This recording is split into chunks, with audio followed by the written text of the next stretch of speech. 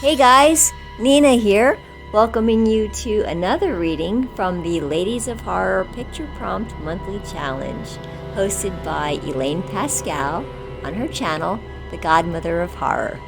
If you'd like to read along or read previously published pieces, please visit spreadingthewritersword.com or ladiesofhorror.com. In the meanwhile, enjoy the reading.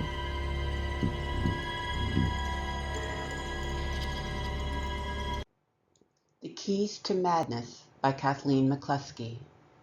The typewriter sat heavy on the shelf, its brass keys tarnished with age, yet gleaming as if they held secrets. The writer, Aidan Thorne, couldn't remember where he had found it. Perhaps it was an old estate sale, or buried under forgotten relics in a shop. It called to him, its metal clinking like the whispers of ghosts, the way the words called to Edgar Allan Poe. Aidan was a writer on the brink, desperate for inspiration, anything to drag him from his creative purgatory. The stories had stopped coming weeks ago. Now he was a hollow shell of frustration and sleepless nights. But that morning, when he'd spotted the typewriter in the dim light of his cluttered study, something in its ancient allure begged to be used. He hesitated as he approached it, his fingers twitching. The room seemed to hum faintly as though the air vibrated with anticipation. His hand hovered above the keys. Click. The typewriter began to type without him. The keys clattered, hammering the paper in a rhythmic fury. He watched, entranced, as words materialized on the blank sheet. They weren't his words. They were dark, twisted, like the fevered thoughts of a mind unraveling. The sentence, one he did not recognize, read, "Death is the only escape from the madness of creation."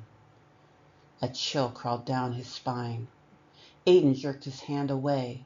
The typewriter stopped as suddenly as it had started. Silence filled the room, heavy and oppressive. He placed the typewriter on his desk. He could feel the weight of its malevolent presence pressing against his mind. It was like the touch of icy fingers.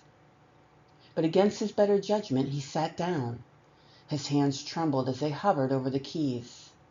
Then, almost by a force outside of himself, his fingers began to move. The keys clicked rapidly as if guided by invisible hands. He spewed forth a torrent of prose, lines upon lines of words that Aidan knew didn't belong to him. They were vivid, grotesque descriptions of horrors too foul to name, of shadows that walked in the light, of creatures born from the depths of despair. As he typed, the room darkened, as if the very walls were closing in on him. His breath quickened, his pulse raced, but he couldn't stop. He was consumed by the machine, each word a brand on his soul. The stories were madness, the kind of stories that swallowed Poe and Lovecraft whole. Aidan felt his mind fraying with each stroke of the keys. His reflection in the window was unrecognizable.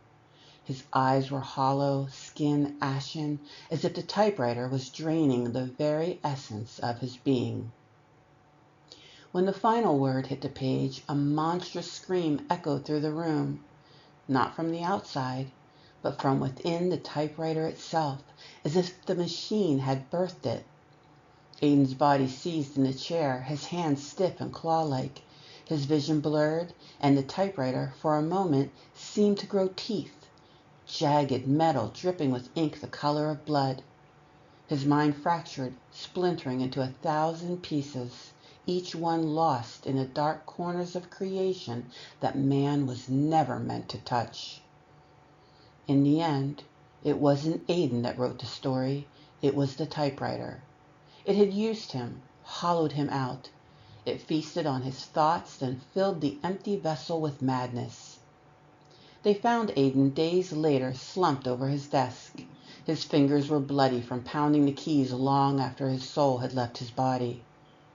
The typewriter was silent now, but the final sentence on the paper stood as a grim epitaph.